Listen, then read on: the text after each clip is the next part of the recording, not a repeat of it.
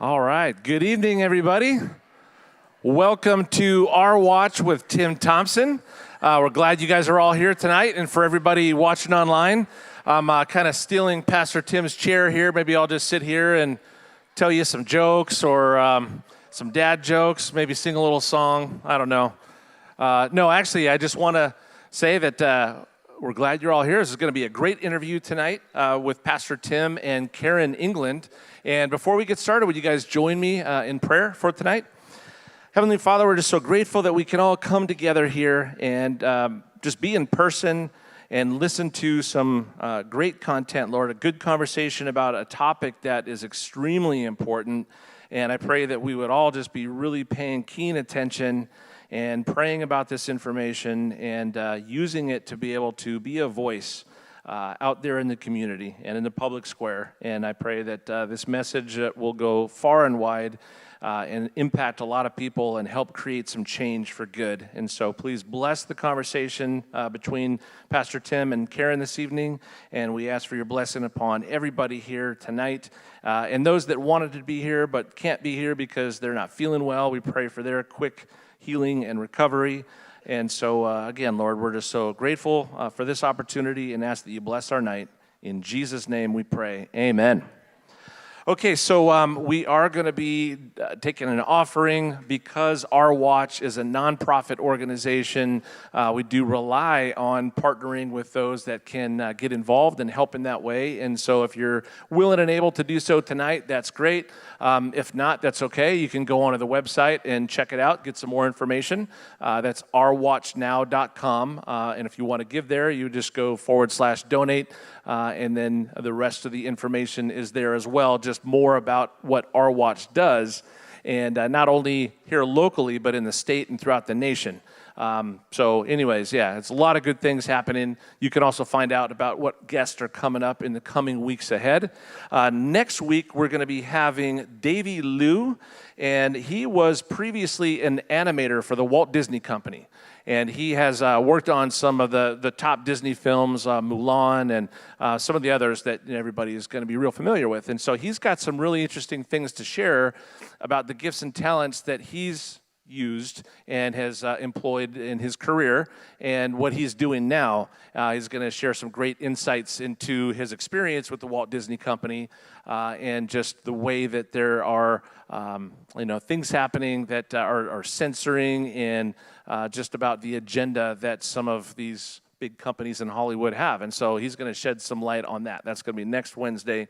Also want to just remind you, if you haven't already, go to the Our Watch YouTube channel and subscribe to that, and that way you'll get notifications and find out about other interviews and things that are happening. So the other social media you can find either by looking up Real Pastor Tim or Our Watch Now, and that's on Facebook and Twitter, Instagram, and for now, those are all still going and alive and well. So check it out, as well as the website, like I had mentioned, and we'll be getting started here in just a few moments. So sit back and relax and enjoy Wednesday Night Live.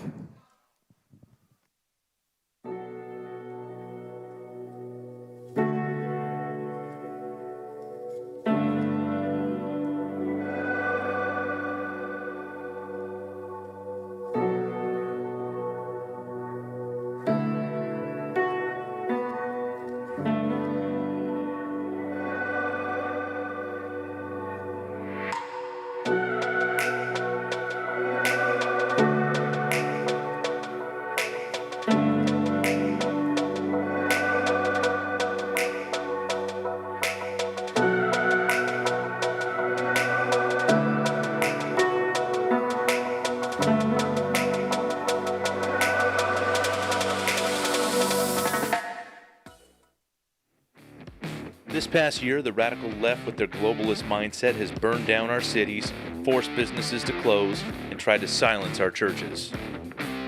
They told us to wear a mask and stay home to save lives, and many Christians remain silent. That is no longer an option. The silent majority will be silent no more, and the sleeping giant has been awakened. We are going to use our voice to take back the media, stop the censorship, and very loudly take back the public square. I'm Tim Thompson, and this is Our Watch. Well, good evening, everybody. So good to see you all here. I want to also say hello to everybody that is tuned in online. Welcome to Our Watch with Tim Thompson. Glad you guys are with us. Before we get into the program for this evening, I just want to do a quick reminder for anybody who has little ones in here. This is going to be very graphic in nature. We gave that warning last week, and we gave the warning for those that do attend the church here on Sundays. We're going to be talking about what's happening in the public school system, the type of curriculum that's out there, and what they've been trying to indoctrinate our kids with. And some of the things that you're going to hear tonight are going to be appalling. And I was on the radio and I mentioned some of these things, and I actually got in trouble for mentioning them on the radio. And I'm thinking, okay, so I'm in trouble as an adult for mentioning it on a radio news program, and yet we can teach them to children in a classroom. It's unbelievable. But just wanted to make sure I gave that warning, and that, this is definitely something that is not a pleasant thing to hear, and I feel even weird saying some of these things as a pastor, which is why I'm going to have a woman come up and she can say it. So, our guest this evening is the director of Capital Resource Institute, which is an organization that researches and analyzes legislation right here in California, and that's all stuff related to the family, to religious liberty, to parental rights, things like that you guys know are very near and dear to my heart, and things I talk about quite a bit. They inform the legislators as they do their research and their analysis. They inform them of these upcoming bills and provide them with talking points to assist them in speaking out. They also host something I think is very important we're going to talk about tonight, Citizen Lobby Days. This is a really cool thing. They do that at the Capitol to teach citizens how to advocate on issues that are important to them. She has been featured on various outlets, including Laura Ingraham's show, the O'Reilly Factor, Tucker Carlson Tonight, the San Francisco Chronicle, World Net Daily, the Flash Report, Fox News, and now Our Watch with Tim Thompson. So please welcome out Karen England.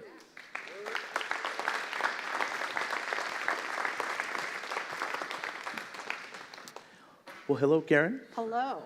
Okay, I'm short. We'll see if I can do this. All right. I'm really short.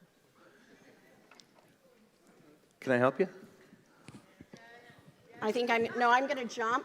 Can the cameras go off while I jump? Yeah, I am going to need help. Here. This is embarrassing. I'm way too short. Yeah. Here, let me do this. Let me just hold the chair. And I'll jump.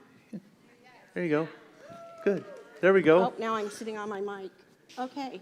All right, how is that out there live? I'm so glad everyone got to see that. Thank you. See, anyone can do what I do. All right. My wife's short. I'm used to this kind of stuff. She's Yes. only 4'11". Oh, wow. Yeah, she's a little shorty. I bet Dynamite comes in small Oh, packages yes. with her. You better believe it. She's half Italian, half Mexican. Oh, it doesn't Yeah. get any better than that. Yeah. I want to start off with a quick verse, because the whole point of what we do is we're trying to ensure that people with a Judeo-Christian mindset, people that have a biblical worldview, understand why we do what we do. What we're trying to accomplish through Our Watch is to inform people on what's going on in the culture, because parents and grandparents, just even if you're not a parent or a grandparent, but you're just a person who loves the Lord and you live in a community, you want the best for it. You want to know how to vote. You want to know how to get involved. You want to know how God called us to be salt and light. That means we need to preserve the community that we live in, and we need to expose the wickedness that's in the darkness. What we have to talk about tonight is very wicked. But if we look at the words of Jesus, Jesus said, "There will always be temptations to sin, but what sorrow awaits the person who does the tempting." Now, he says it would be better to be thrown into the sea with a millstone hung around your neck than to cause one of these little ones to fall into sin. So watch yourselves. That is a very stern warning from the Lord Jesus. This scripture I've actually quoted to the California Board of Education before, and literally from a position of love towards them. Well, yes, truth is love. Yeah. So we have to understand there's temptations, there's sexual temptations. People deal with this stuff. However, there is an end to God's patience. Right. And when you want to know what the end of God's patience is, look historically and biblically. The end of God's patience is when adult sexual perversion is being forced upon children. God's had it at that point. And so we brought Karen England out this evening to talk about what's going on in the public school system. So we've met a while back, because when Right here. Right here. Why don't you talk about that day, just kind of how we got brought together in this? Well, our office up in Sacramento, I got a call, and I was being told that, hey, there's a curriculum review night, and there was a pastor that had gotten the congregation informed, and they were all going to show up at the school board meeting, but it was like in 2 days. Can you come down and help? So I said, yes, that's what we do. Got down on a plane, came, met Pastor Tim, met with some people here, spoke a bit, and then we went over to the school board meeting to look at the curriculum that they were proposing. And at that time, it was Positive Prevention Plus, which is what the school district is using. And they were quite surprised to see 150 people show up to look at this curriculum, especially with such short notice, to have parents out there. And the parents, because we were able to have some time ahead of time, were able to ask specific questions, look for specific things in the curriculum. Even the presenters weren't quite sure how to answer everything that we were going and throwing at them. And I thought, we talked about this earlier today, that, when they got up to do the presentation, they introduced the health counselor that was going to talk about the California Healthy Youth Act and why our kids needed to learn all of this, because this nurse really cares about you.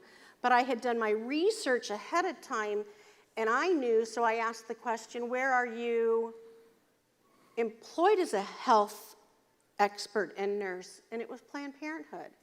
So she wasn't there because she cared about the health of our kids. She was there because she cared about what Planned Parenthood promotes. And so that was just an eye-opener, I think, for the entire community, that, wow, these are the people that we've entrusted our kids with and that are making decisions about curriculum and what we're going to teach them in school. And so this was one of the very first areas that took a look at curriculum. I remember it well. It was, again, one of the very first ones throughout the state. Now it's erupting everywhere, but you were on top of it. Well, we were on top of it as on top of it as we knew how to be. However, this was the second year they have taught the stuff. I mean, they had already been teaching this for an entire school year. I didn't know. As a pastor, I didn't know. I should have known. But we started digging, started trying to find out what was going on. And they're like, well, yeah, normally 25 parents come out. Like, well, that's unacceptable. By the way, anybody here live and in person from Menifee?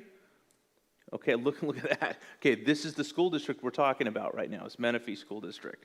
And we're going to talk about Marietta in just a moment. But Menifee School District, this is what's being taught there. And I'm not trying to harp on you as a parent if you don't go to the school, but I'm going to harp on you as a parent if you don't go to the school. So here's the thing. We have to understand this, and I say this with absolute love. You know how big that school district is. Thousands of children go to that school. 25 parents on average show up to hear what's going to be taught. 25 out of thousands of students. This is unacceptable because we live in what's known as the Bible Belt of Southern California. There's churches everywhere. And when I first found out about this, I put the call out to every single pastor I knew. Do you know how many pastors showed up that day? Two. That's it. And granted, short notice, just 48 hours, but 48 hours telling them, listen, they're going to teach our children about anal sex and how to do this properly.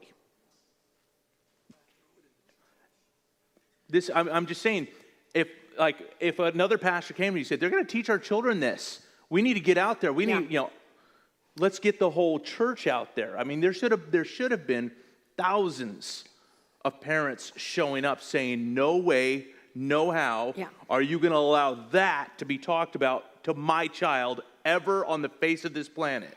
And you mentioned it. That was 2 years ago that we met. They've been teaching it for 2 years. So this has been going on for a really, really long time. And I bet some people didn't show up because they didn't believe it to be true, because it is so outrageous to say that. And until you look at the lesson plans, which is why we really wanted parents to know what to go in and look at that day to say, because the first lesson might look, real easy, but then when it was like, ask them about this lesson, and then, they would have to look it up, and there it is in black and white, anal, oral, and vaginal sex.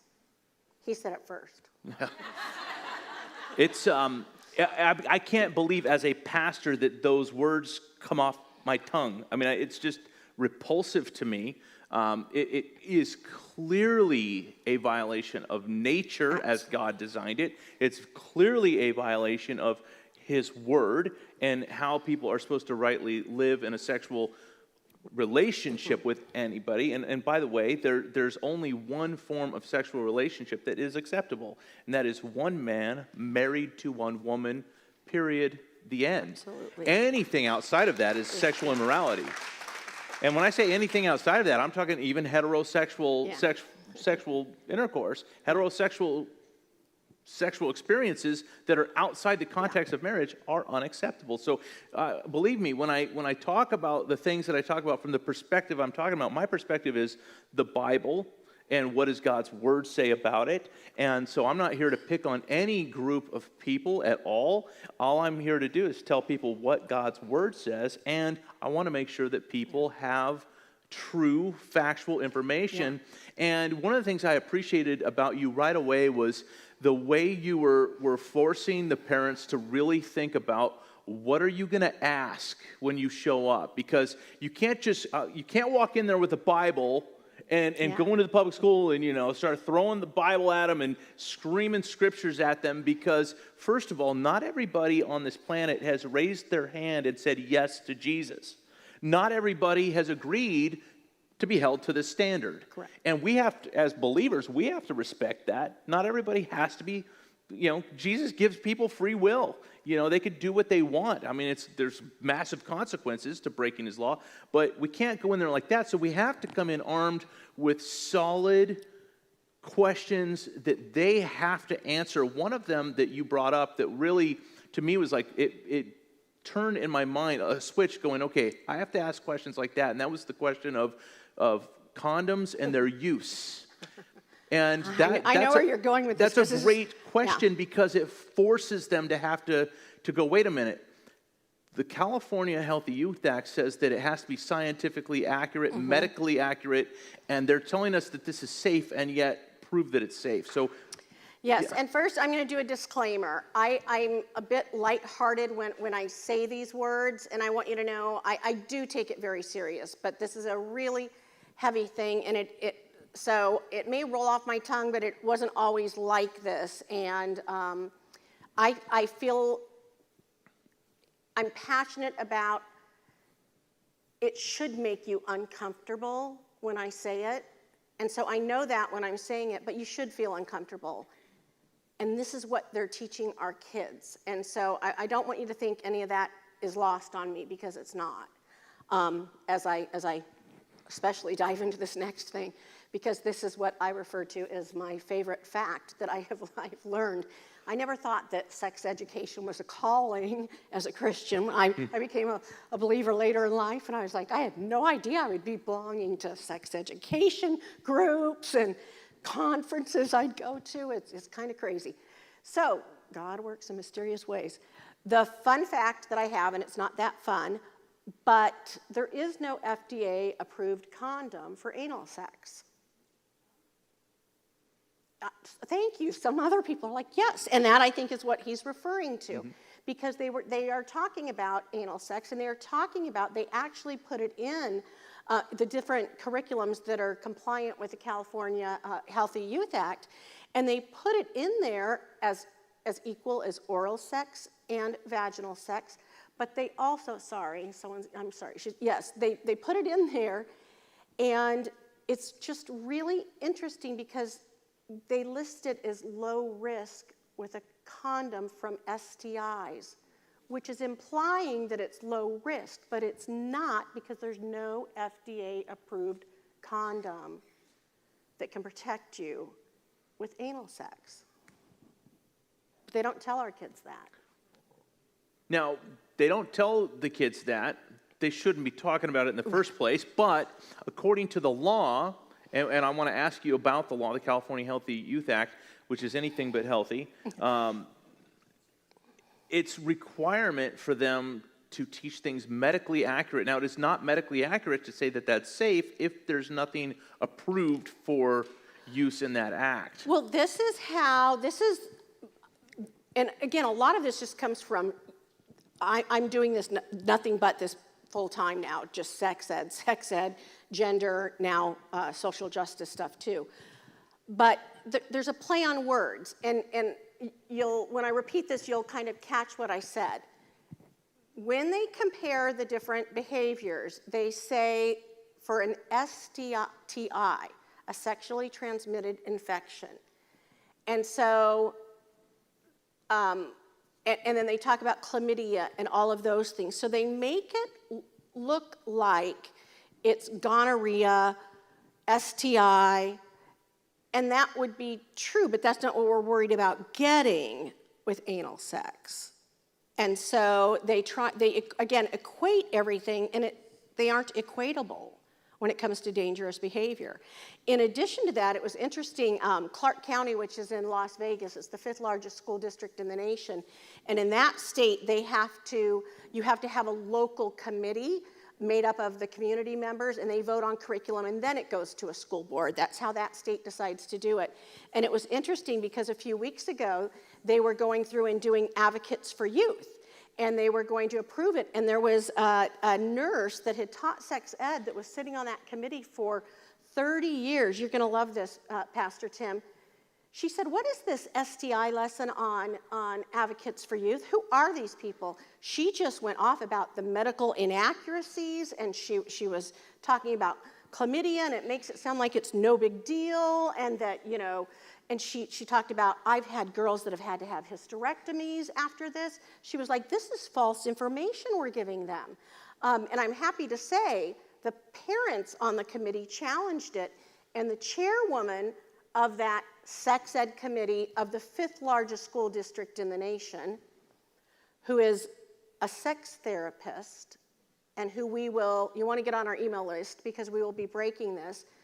She's also known as Dr. Shameless, and is the e-tailer, meaning like retailer, for an adult website whose proceeds go to Planned Parenthood Rocky Mountain.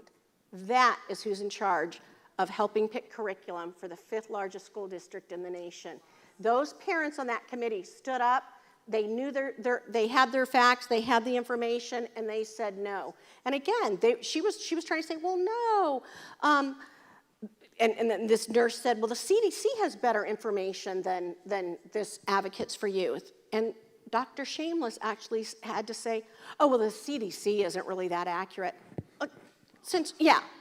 That's how she was trying to defend it. It was hilarious for those of us that are nerds and like to watch meetings like this. Yeah, it was great. Yeah. But she was challenged and she didn't know what to do. But the information, again, it makes it sound like chlamydia is no big deal. You're going to take a little antibiotic. You're going to be fine. Yeah, well, that's good. You've heard of teensource.org. Mm-hmm. That is how they talk about this, as though it's nothing to be ashamed of. Everybody gets them. Embrace it, yeah. Everybody gets them. It's no big deal. And you said no shame. They're big on no shame. And here's the thing. The Bible says that there will be a generation that has forgotten how to blush. That nothing embarrasses them anymore. And this is what's going on in the public school system. And we're watching this stuff being pushed on the kids. And I want to make sure that everybody understands what we're talking about now. The California Healthy Youth Act, can you give them just a little history lesson on where Sure. we've come from, what that did? There was a change. And we all have to understand what changed, because this is not birds and bees. We were talking about this earlier. To me, it's not sperm meets egg, divides, attaches to the uterus, stuff like that. That's science, that's biology. I personally don't have a problem with biology, but this is nothing biological. So what happened in so before I do that, what you just said about sperm meets egg, that's about as much of that that's in the California Healthy Youth Act. I'm not kidding, in the lessons. It's a few sentences like that. And in some of them, they don't even cover, hey, you're going to start stinking if you're a guy when you go through puberty, and, you need to shower, young men, doesn't cover that. So anyway, had to say that. They don't cover the things that they're supposed to be covering. But the California Healthy Youth Act, many states throughout the nation, about half of them, do not mandate sex education in the public school. And back in 2015, California didn't mandate it as something in law. And although school districts were teaching it, it was not a mandate. So in 2015, they introduced a bill, and it was called AB 329. That means that was Assembly bill, and it was the 329th bill that was introduced that year. And so AB 329 was introduced, and it changed the law. And it did several things at that time. It mandated that sex ed must be taught once in middle school and once in high school. It mandated that a school district is not allowed to have an opt-in versus an opt-out. And then it did kind of a watered down opt-out language, which is a whole nother subject in itself. And then it went on, and it wasn't just the birds and the bees, but it went on and it specifically bullet pointed all the different things that you must teach if you're going to teach sex ed at all, and you have to do it once in middle, once in high school. And you have to affirm someone's gender identity. You have to affirm all sexual orientations. You cannot talk about abstinence specifically. Help me out here. There were so many things in it. You have to tell, here's one, you have to tell the minor about her right to confidential medical services, i.e. abortion and birth control. And it's so specific that it said you also must tell her where they can go to get local resources. So every curriculum is modified for each area, and so if it's Target or you're a women's center in your area, it will say Target on Greenway or whatever street. So their curriculum goes down as specific as to tell the kids, and then they have them role play. Here's how you would call to make an appointment at one of these clinics. But the law was specific. It wasn't just tell them their rights, it was tell them where the local resources are for them to exercise their rights. And in the state of California, a minor can exercise her rights without parents knowing. And they cover that in every curriculum, and then they tell them exactly where they can go, where the parents won't know, won't find out, and help them role play to desensitize them in the classroom on how to make a clinic call, or here are the things that you're going to ask if you want to go check on an STI or STD, or if you want to go get on the pill. Right. Yeah. Get an abortion. Yes, get an abortion. And even now, get trans therapy, which is a new big push that they're doing. So we look at what they've done as far as that change. It's a drastic change from when we were kids. This is not the birds and the bees anymore. This has nothing to do with sex education. This is sexuality indoctrination. Totally different. And as we watch how they've been implementing this in the classrooms, one of the things that's drastically different, and this is primarily, in my opinion, you might have a different opinion, but it's primarily because of the push for transgenderism, they have blurred the gender lines. So now, instead of saying, okay, well, we're going to teach the boys, let's get the boys in a room, and we're going to talk to the boys, and let's get the girls in a room. Well, what if that girl thinks she's a boy? Well, that's not fair to put her in with all the girls. So, what if the boy thinks he's a girl? It's not fair to make him be in there with the boys. So just bring them all together and have them role play together. And now you're having boys and girls in the same classroom discussing these things that and exposing them to things that they should never be exposed to. And what they're doing is, in the curriculum, they're teaching them about giving and receiving consent. You want to talk about that? Yes, again, lots of role playing, and I agree with you. I think they wanted to take it even a step further. They want guys and girls. They want to take away the blush factor. And so even some of the curriculum in the parent guide will talk about, hey, you may hear some giggles. Here's what you need to do. And hey, there may be some kids that are embarrassed. Here's what you need to do to get those kids from being uncomfortable, which my fifth grader should be my fifth grade granddaughter should be uncomfortable if she's hearing these words in the classroom. Thank goodness she's homeschooled. Anyway, so having said that, they do this consent, and it sounds really good. And when you go to a school board meeting, it's like, well, of course, we don't, no means no. They do it on the, do you know how many girls are assaulted? But what consent really does is it teaches our kids to say yes and how to say yes. And in all of the curriculums in California, it's a role playing. And so it says split up the kids or the students, groups of 5 or groups of 3. And they literally have cards with scenarios on them. And one is that you don't want to do it for religious reasons. And so they have them role play this with each other. These are middle school boys and girls. And so they give them the different scenarios and they role play them. And yeah, so what if my religious parents say that I'm not supposed to be doing this? How do I get around that? How do I still get to engage in these things? Start talking about different sex positions and different type of sexual experiences. Are you comfortable with this? No, I'm not. Or yes, I am. Or, I never thought about that. Tell me about it so I can make this. Now they're getting the kids to discuss this with one another. I never knew that was a thing. Oh, really? Yeah, you should talk about trying this. Exactly. They give them ideas of things to do. And sometimes it's things that are more in the, I was going to say the Bill Clinton stuff. But it's more of the... It's things you can, they under their abstinence lessons, they list all of these other things that you can do and still technically be abstinent. So it's things that, mutual masturbation. I don't know that a 14-year-old girl would be thinking that, but when you're sitting in class and you're like, oh, is that abstinence? And it's like, well, technically, yes, the teacher tells them. And then other things, taking a bath. It just gives you all these ideas. And again, you're talking about it in mixed company, given ideas. And again, those lessons are all on whether or not that's abstinence or not. So it's giving them ideas if they come from a family that believes in abstinence. Yeah, and coming from a family who believes in abstinence, which obviously that would be my family. Right. What do they've come up with a new name for parents like me, because they don't refer to any of us as parents. Do you know what you are? You're your child's barrier. Yeah. That's what they refer to parents, barriers.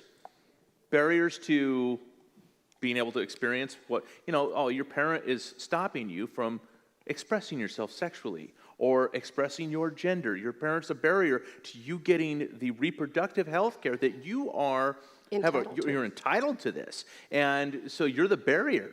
And this is the language that's being propagated with these kids about you. So there's a breakdown of the family. And as you try as a parent or a grandparent to try to go and dig in and find out what's in this curriculum, they have all sorts of ways from trying to hide this from you, and they're very good at it. You want to talk about that? I know you brought the flash drive there. There's things you need to know if you're going to go and dig into this stuff.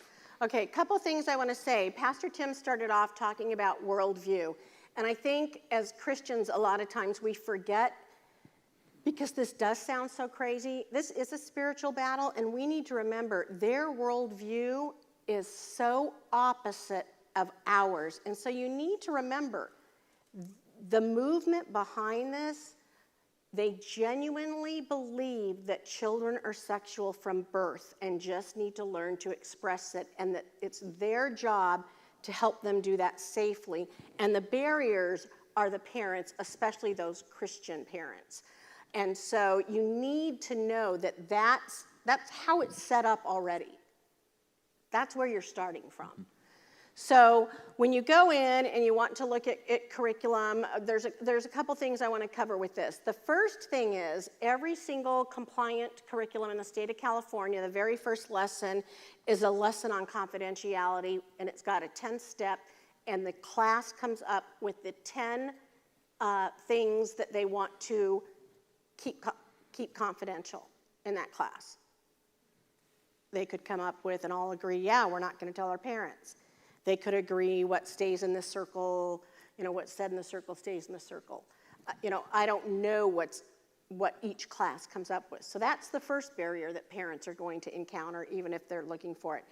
But if you were to go look at the curriculum and ask to look at the curriculum, you'd be given a notebook. And I'm going to use Health Connected, which is probably the second most frequently used curriculum in the state. Health Connected, and they have all the grades, but my Health Connected, I ordered the curriculum. My 5th grade Health Connected comes, I get my binder, I was all excited. I was like, oh, I can't wait to expose all this stuff.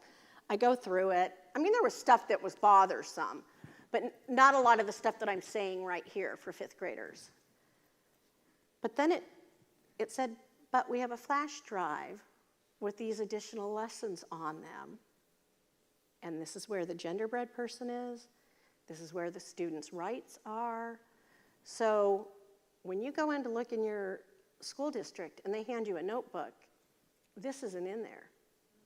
The other thing that's not in there, and an example, Positive Prevention Plus, which is what they were using at the school district that we went to, and it's the most commonly used one.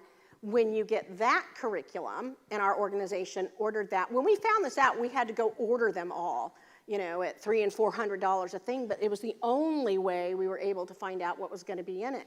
So with Positive Prevention Plus, what you get is a password and a code to download all of your updates. So for the next 2 years, I go on, I have a password, and I go download all of the updates. So a lot of the more out-of-bounds lessons, that's where they are. So you might get handed a notebook at school, but it doesn't have all the updates. It doesn't have all the information that's in there. The teacher's guide. Oh, it doesn't have the teacher's guide where they have all the prompting questions.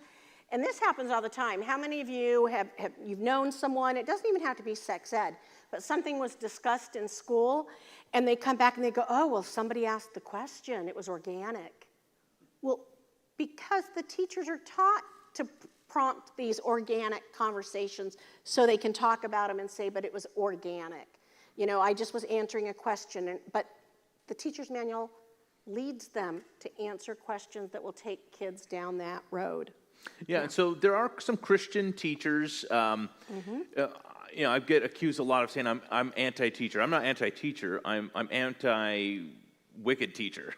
If there's a good godly teacher out there, I love teachers that love truly to the definition of the biblical definition of love. These teachers that truly love kids, I'm all for it. Many teachers I've talked to who are strong Christian teachers say, "Well, I'm not going to teach that." So I just told them I'm not going to teach it. What happens when a teacher does that? Well, Planned Parenthood is so good. They thought of that ahead of time. They were so caring about those Christian teachers. So what they did, we talked about what the law was prior to 2015. The law said only teachers in the school district could teach sex ed. And there are a lot of reasons for that.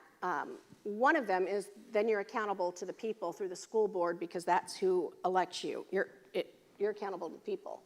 But in 2015, when they changed this law, they said any trained health person can do it. So what do you think? Health Connected, Planned Parenthood, they all host these trainings, and the teachers go to them. So when the Christian teacher says, I can't teach this, the school goes, oh, don't worry.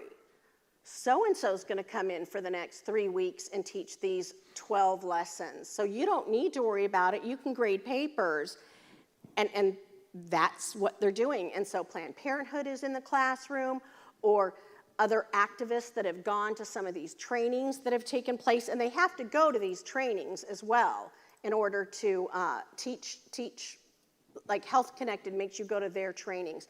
So I want to tell you, you need to go to our website and get on our email. It's capitalresource.org, because we did an open records request on 900 school districts. And every week I think we're ready to release it, but we are ready to start to release the information on the 900 school districts. And we asked the school districts what we got their curriculum, what grades, who's teaching it. So for instance, I have the public records request where it says these teachers went to this training by this group in 2016 and 2018. And this is here are the grades that we're teaching it. And here's the curriculum. So a lot of you, or you'll run into friends that say it's not happening at my school. I want to tell you, I hear that every day, and I have yet to find a school that isn't doing it.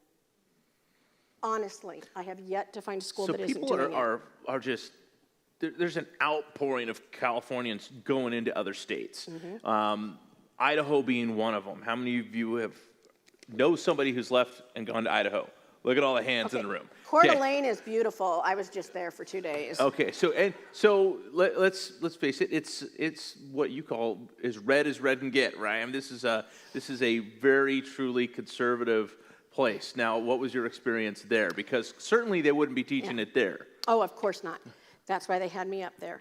So I go up there, and I have a generic sex ed presentation that I give. And then when I travel to other states, I try and incorporate what's going on locally and what the local laws, state laws are. So I started doing some research in Coeur d'Alene. Coeur d'Alene is as red gets in a red state. And it is beautiful. I would recommend, if you are going to leave, that. Don't leave. No, stay here and be in the fight. Yes. No, I'm with you. I'm going to stay here and fight with you, but from the mountains of Coeur d'Alene, Idaho. So it was beautiful. It was beautiful. They don't have In-N-Out Burger, though. So I'm good with that. So Coeur d'Alene and, okay, I'm sorry, I digress. I forgot. Okay, Coeur d'Alene, Idaho. That's what I'm talking about. So I found a lot of information on there. First of all, if you'll look, back in January, it broke in the news where there was, and we didn't talk about this today, there was a 10-year-old girl, she's now 11, who came out to her mom as transgendered. And she had lost her father. He was killed with an IED when she was 7. She had talks about wanting to be a soldier. Obviously, the girl was traumatized, and so the school counselor had a close relationship with her, and it came out that the school counselor was helping her transition and tell the parents, and she'd wanted to go by another name, all of this stuff. So the mom finds out, and the grandmother finds out, pull her out of school, start homeschooling, and that's a whole nother story. But I'm telling you that because that's Coeur d'Alene, Idaho, that happened just this year. So let's back up. When I went to do my research, I found that the Coeur d'Alene School Board, back in 2014, had changed the definition of gender in all of their policies. So it was no longer your biological gender, but gender was your perceived gender and expression. So way back in 2014, the other side was in there getting things changed, getting people hired that believed the same thing, going to these trainings that tell them to do this for the kids. And now we've got this little girl who's clearly been traumatized. Now trying to figure out, the school counselor says, yeah, go with it. And then her mom and grandmother are like, no, sweetie, God did not make you wrong. And trying to undo everything the school counselor did. The reddest of red states. I've been telling people this. People are like going, well, we just got to get out of California. And I'm telling you, you can't flee from this. You're not going to. No. You cannot outrun it. What has to happen is a stand needs to be taken for biblical Absolutely. values. We have to stand. I've been saying this a lot. Our children, our grandchildren depend upon us. We have to do it. And no matter where we're at, whether you're here Absolutely. or Coeur d'Alene, I mean, wherever you are, you look at in just the first 24 hours of this new administration, all the transgender ideology that was pushed into those executive orders is unreal how much is there.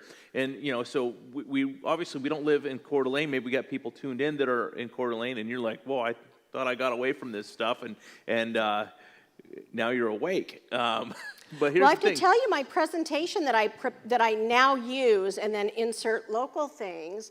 I was going to D.C. and I thought, I'm going to look at some red states to try and talk about how red states need to pay attention.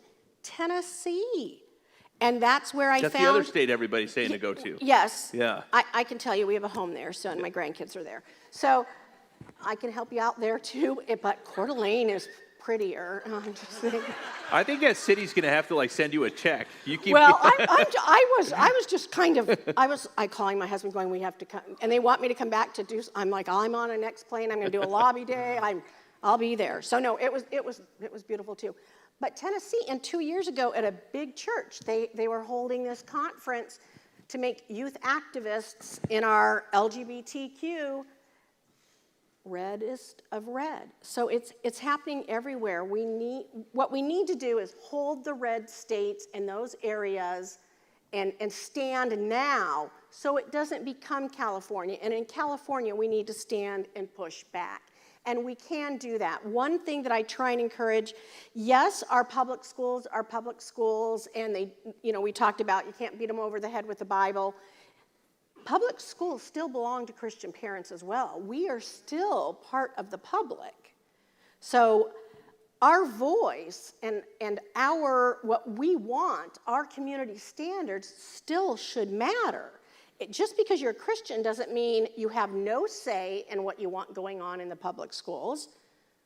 Just means you can't have your Bible taught in the public schools. It doesn't mean your other standards or your worldview. Everyone has a worldview. And I think that sometimes Christians have pulled back and said, we're not allowed to have our world. No, you are allowed to advocate for your worldview. That's what voting is about. That's what electing someone to a school board is about. We are public school tax-paying people as well. And we're Christians. It doesn't mean we don't have a voice, and our voice is any less important than my neighbor's voice. Now, you may be thinking, and amen, by the way, we're going to talk about that at the end of our time together today, but you may be thinking, well, that doesn't happen in Marietta. I'll tell you this, if you guys could put this letter up there. I got this letter, this is from the Marietta School District, and I had requested that we talk about this stuff at a board meeting.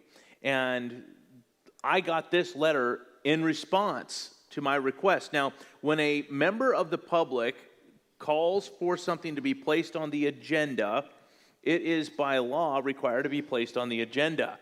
Now, they put it in writing that they weren't going to place it on the agenda, and they said that the district is not at liberty to choose which laws it complies with. We would encourage you to bring your concerns to the legislature. Now, understand what they're saying here is, don't deal with us. We can't do anything about it. Go up to Sacramento.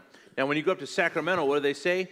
Go back to your local school district. You got to talk to your school board. That's a local thing. And they just keep passing the buck. So we have to address both is what we have to do. Can I stop you? Because something just hit me. Yeah. They say we can't choose which laws we follow and don't follow, but placing the item on the agenda is a law they are choosing not to follow. Right. Right. And they do this kind of stuff all the time. Now, in their letter, in their response to me, it says that the instruction materials that they're going to use has to affirmatively discuss the gender identity, the gender expression, and other things like that. It says that this must be fused throughout the entirety of the curriculum. Understand what's happening here is they are compelling speech. They are forcing our kids to speak about these things in the affirmative. In other words, if your child has been raised properly and raised with just absolute common sense. There's boys, there's girls, that's it. Since the very beginning, since God created them in his image, male and female, he created them. Your child is not allowed to express his or her opinion on that, because you're only allowed to talk about these things in the affirmative. So they're compelling speech. They are suppressing your child's First Amendment right to freedom of speech, and they're saying that this stuff needs to be fused throughout the entirety of the curriculum. And I want you to kind of shed some light on this, because people think, well, I looked at the curriculum, I didn't see these things in there. First of all, we already talked about how they're hiding it in other places. But not only are they hiding it in other places, they're taking it out of that specific classroom and then placing it into the curriculums of other things, placing it into the assemblies, history. They're pushing it everywhere. Okay, I do find it ironic that the people that are like, follow the science, are the ones that are saying your gender is whatever you want it to be. It's like they don't even see how crazy that is, how up is down. So yes, they are infusing it into the curriculum everywhere, whether it's California is always on the front end of things. Some other states are catching up, but where we've added that you must cover the contributions of LGBTQ people throughout history. And so they're doing it in history. They're doing it in assemblies, which, they bring in speakers and they do different things. They're doing it, one thing, and we didn't talk about this earlier, and I want parents to know, one thing that is a trend that is starting, it's been in colleges and it started in the Bay Area in some high schools, are sex ed squads, sex ed clubs. So you know how you have a chess club or an FCA, Fellowship of Christian Athletes, or Spanish. They have a teacher advisor, and they have sex ed clubs. And people go, well, what do they do? Well, I had to research this. By the way, that's why my search engine has lots of crazy things in it, because I have to Google these things. So I looked it up, and they promote sex ed boot camp, which I can't even imagine going home and asking my mom to go to a sex ed boot camp in high school. And I wasn't raised in the church, so I would have been in big trouble. So having said that, when you join a club, there is no parental notification or consent needed. So kids can be belonging to this club, the Gay Straight Alliance Club. Wouldn't surprise me if this young gal in the elementary school in Coeur d'Alene was hooked up with the Gay Straight Alliance Club because she needed support. And so the clubs and the sex ed squads, and we were talking about, the teaching of the class. One of the biggest things of these sex ed squads, and this is also, if they don't have a sex ed squad, it's very big in this sex education movement, and that is the peer-to-peer, because then, kids get it and barriers break down. And so they try and get the freshmen to come in and be trained by the seniors to then, when they become seniors in these sex ed clubs, they can then present and go in and present to the freshmen. So now you've got maybe a 17 or 18-year-old boy teaching the freshman girls part of this role playing and all of that going on. And so the sex ed squads, it's a big thing to get the freshmen to come in, and when they become seniors, they get to be a peer-to-peer educator. So that's kind of the reward at the end of it. And Planned Parenthood, Health Connected, they all have different lessons with peer-to-peer. And that's not during the class that a parent can opt their kids out of. Any kid if they knew. Yeah, right. Here's the thing. Part of why I'm loving Idaho, there's a legislator up there, and I think that your school board, this would be one for your school board, because you could do this locally. We'd never get it passed in Sacramento. But she has a parental notification for all clubs. Now, who can argue with that? Now, they will argue, but I'm okay if an atheist parents don't want their children in the Good News Club. It's okay, that parent gets to decide that. I don't. And so whatever the club is, whether it's Spanish, sex club, or chess club, I'm okay with the parent having to sign off on that. And that is something a local school district could pass that would say, you know what, before they're allowed to be in a club, we're going to require parental notification and consent. I would love to say that we could get that passed here in Marietta with the current school board. I don't think that's going to happen.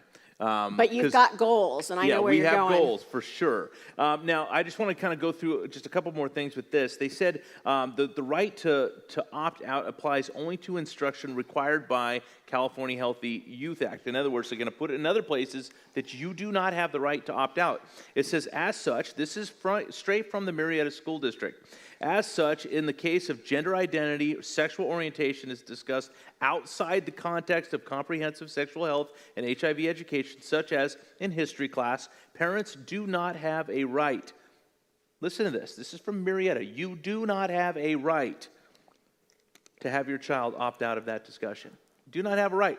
And it goes on to say that the law does not provide the right of opt-out to all or part of the required instruction and content, and allowing such opt-out violates the FAIR Act's requirements and could also be discriminatory against protection in the classrooms. It says, finally, there is no constitutional right to opt out of instruction or school curriculum that the California content standards require. Then it says, parents do have, listen to this, okay, listen to the attitude and the pomp. They're so pompous here. Parents do have a right to control and dictate their child's education and have no obligation to attend public school as long as they otherwise comply with compulsory education. In other words, you don't like it? Leave. Tough. Go spend $1,000 a month and put them into a Christian school if that's what you want. But we're going to do it here. That's what their attitude is. We're going to do it. You don't like it, it's too bad. Yes, and sadly, for them to even put that in writing, that is very arrogant and pompous. So it comes out of a court case that was through the Ninth Circuit Court that we have here that's changing a little bit. But it was one that basically says when you cross over, you are giving up some of your parental rights when it comes to curriculum. And that's a law for dummies version of what that case was. And so that's where they're getting it from, and that is their attitude that, hey, okay, well then, hit the road. Right. And listen to this. I'll just give you one more sentence from this letter. They said, we appreciate, now this is addressed to me personally, we appreciate your anticipated understanding and cooperation in assisting the district as they teach this garbage to the kids. They expect me to cooperate and assist them.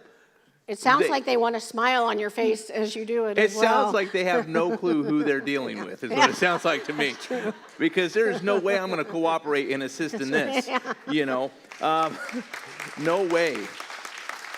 Kids' minds are too important. And God, like I said, there's an end to his patience, and that really truly is it if you study history and study the Bible. Now, you in Capital Resource Institute, you guys go up to the Capitol, you do training. Talk to us about that, because many people here might want to know how they can get trained. I want people to get trained, because it's not, and we haven't talked about this yet, but it's not up to the PTA to do this for us.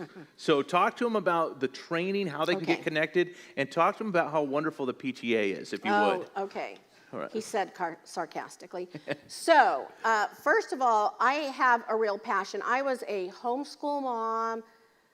I'm going to give a shout out to my mom, because I saw on Facebook, she's in Colorado, that she put on your Facebook page that she was going to attend. So shout out to my mom.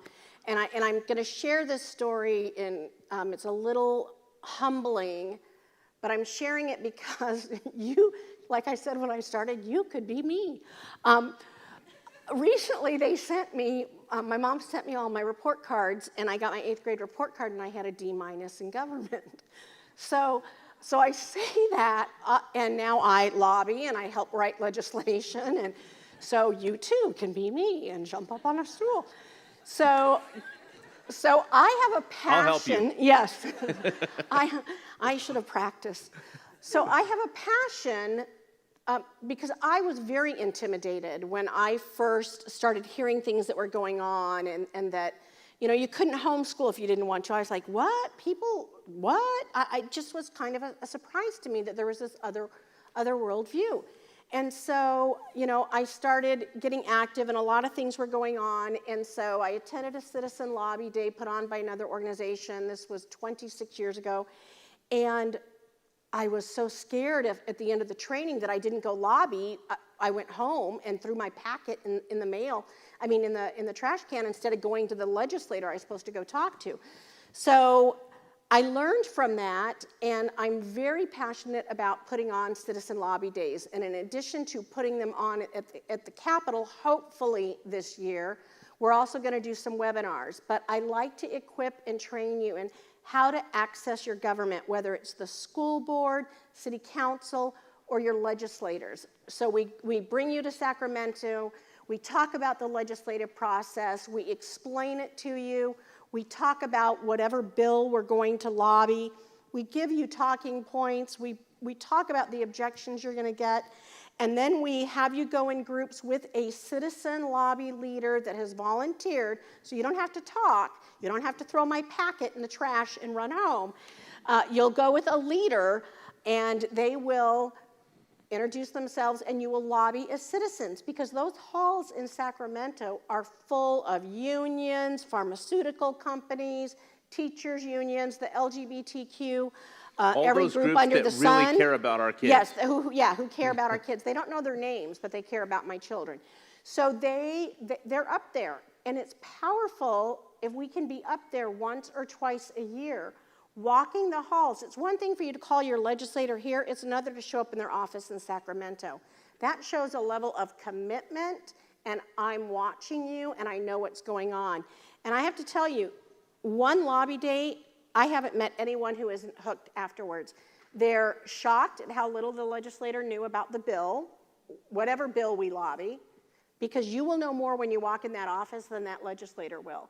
And so it's a great way to take away the mystery, all the stuff I apparently wasn't paying attention to that got me my D-.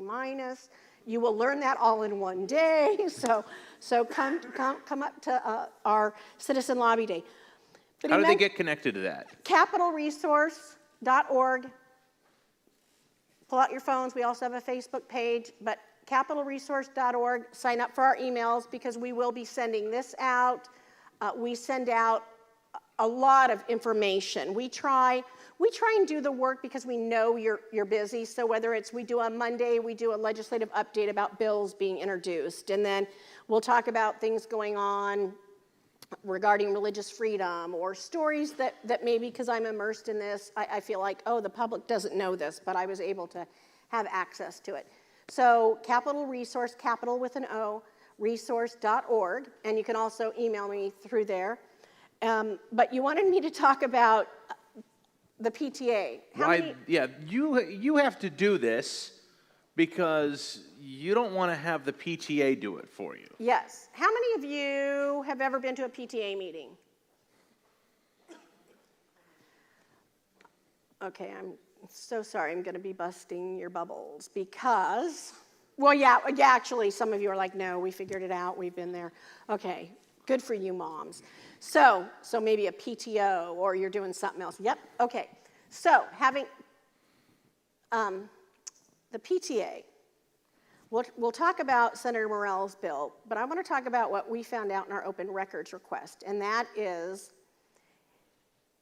the PTA in Sacramento City Unified School District. If you were to go on their website or go in the office and ask for a copy of their curriculum, they would show you the Positive Prevention Plus that they're teaching once in middle school and once in high school. But what they haven't told you is that the PTA contracted with the local Planned Parenthood to come into the classroom and teach fifth graders. Keep in mind, the law says if you teach it at all, you have to cover everything. So Planned Parenthood is coming in and teaching it to fifth graders. And we broke that story. And we have on their own letterhead, it's under, this is how they paid for it. It showed up under the budget in the PTA under assemblies. So you think an assembly is going on that maybe is, on, I don't know, student safety, or, maybe money's going to STEM. It was going to Planned Parenthood to come into the classroom and teach fifth graders about sex education. And in this letter, and this was a year and a half ago, gosh, our meeting was actually even longer. So a year and a half ago, this it said the reason we're doing it, it was telling this mom who had caught them and was asking, why is this going on? Because these other 2 elementary schools, and it names them, were also, their PTAs were contracting with the PTA was contracting with Planned Parenthood. Now, Pastor Tim came up to Sacramento. There was a bill that Senator Morrell carried last year that just said, if you're going to teach sex ed to minor, in the elementary school, you need to have the curriculum online and you need to let them opt in. And why don't you share what kind of opposition there was to that bill? It was the weirdest thing. I mean, I guess as believers in understanding the spiritual warfare that we are in, we should expect it. But it was such a common sense bill. It was SB 673, such a common sense thing. You're going to teach this to a first grader. You better make sure that the parents know. These things were just easy peasy things. One after another, there were people there to oppose a common sense bill. And inevitably, they were from one of 2 organizations, Planned Parenthood or the Parent Teachers Association. And there was tons of them. My name's so-and-so. I'm with PTA of this region. I'm so-and-so. I'm PTA of that region. And it was one after another, PTA.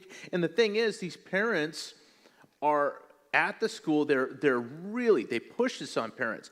We got to sell the most stuff to raise the most money for the PTA. Your classroom's going to get a pizza party. You don't want your kid to miss out, do you? We got to make sure that so how many of you parents have been pressured into that? I know I was, and the thing is, that money then goes to the PTA. The PTA takes that money, pays people to work for them to go to the state capitol and stand for or against these things that are either going to give you, if it's going to give you a parental right, they'll stand against it. If it's going to take your right away, they're standing for it.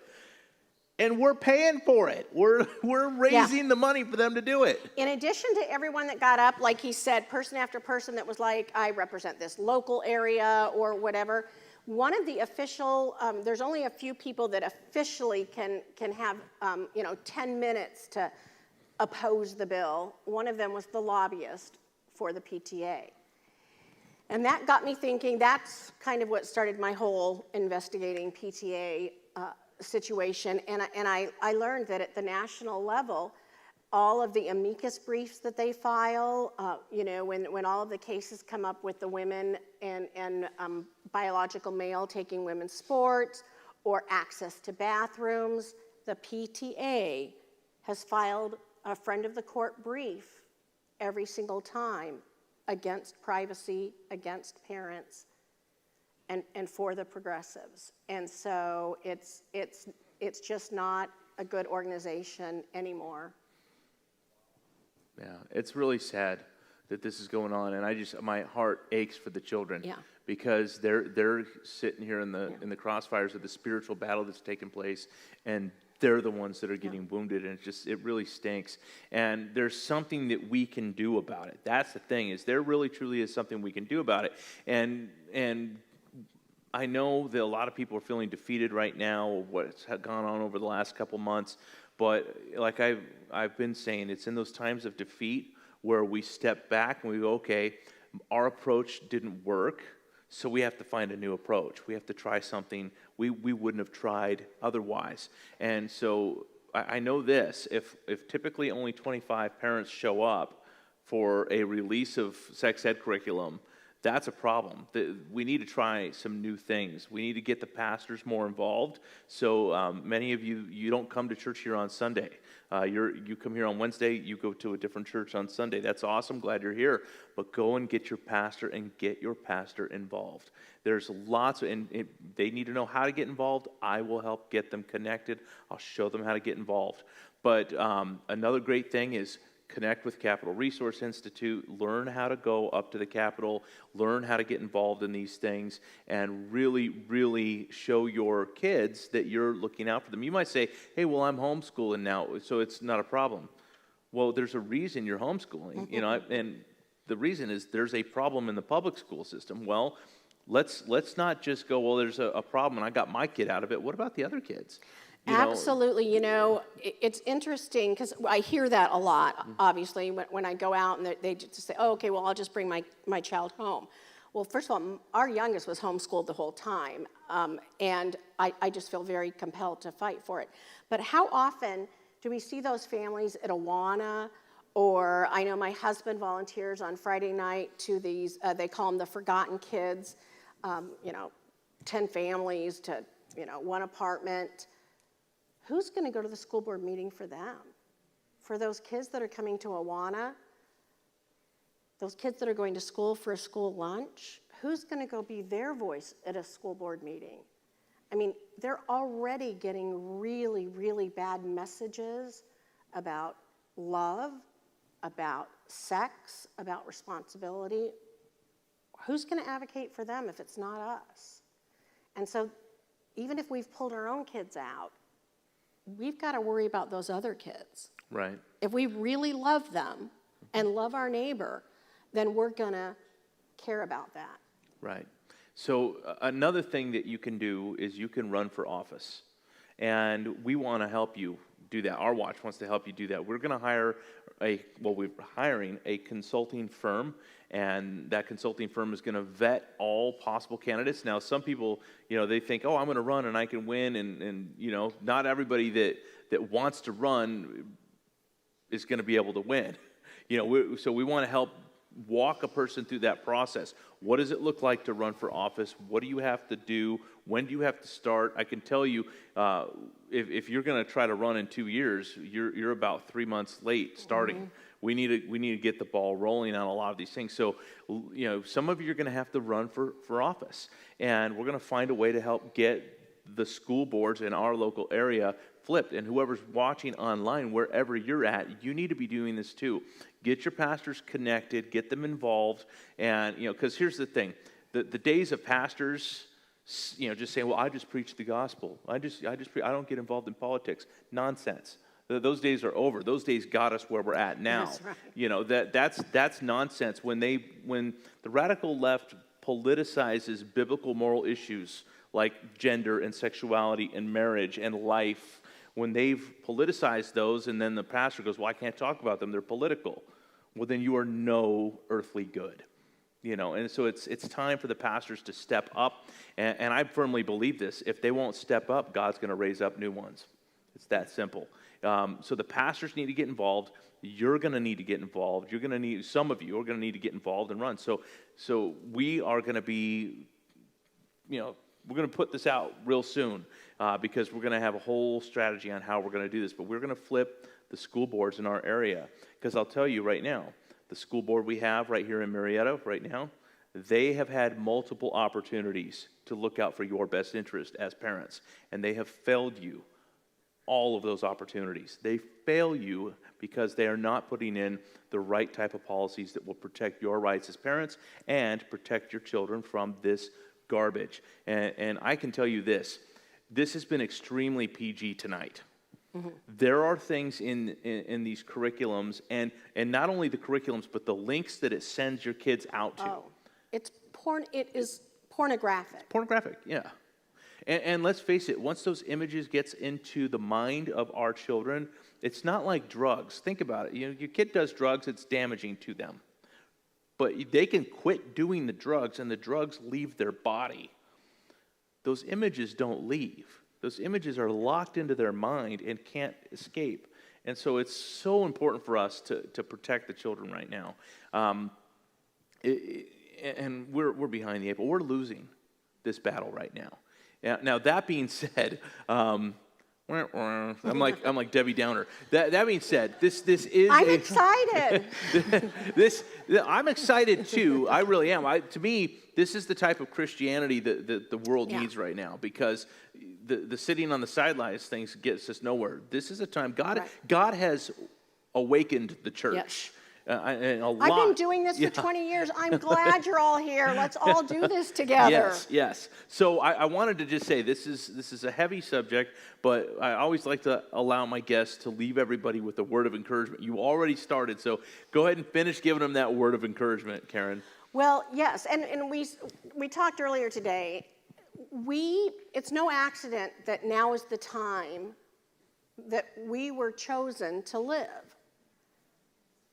These are really crazy but awesome times when you really think about it. The Lord would choose us at this time to be involved in this church, to be sitting here tonight hearing what you're hearing. We're part of history. Let's make history. Let's stand in the gap. Let's be the remnant. We are living at really an exciting time. So I want you to join with us that have been doing this and battling this. I want to help you get active. I want good people to run for office. We need godly men and women to be in the schools, to be on school boards. So join with us. I hope you should be angry and you should be mad, but let's do something with that. Let's go out and be the remnant. Let's be the salt and light. Let's take back our culture. Amen. Yeah. So, Well, Karen, thank you so much for Hey, coming out. thank you. Really appreciate it. Absolutely. Karen's you got just some time to hang out and answer some questions. once I get off this chair, I'm not getting back up. All right, so Karen's going to be out in the foyer afterwards. You guys can go. I'm sure you have other questions you want to ask her, but we're just so grateful you came out. Went all the way out of your way to be here with us tonight. Absolutely. You really, truly are a great resource for parents and the community. So we thank you for that. And next week we've got Davey Liu. This is a man who did animation for Disney. He worked on projects like Lion King and what was the other one? What was that? Mulan. I've never seen it, but anyways, that's I guess a popular. What is it? Mulan. Mulan. Okay, I've never seen it. I stopped watching Disney stuff a while back because it is loaded with agenda. It's a propaganda machine. They're indoctrinating our children.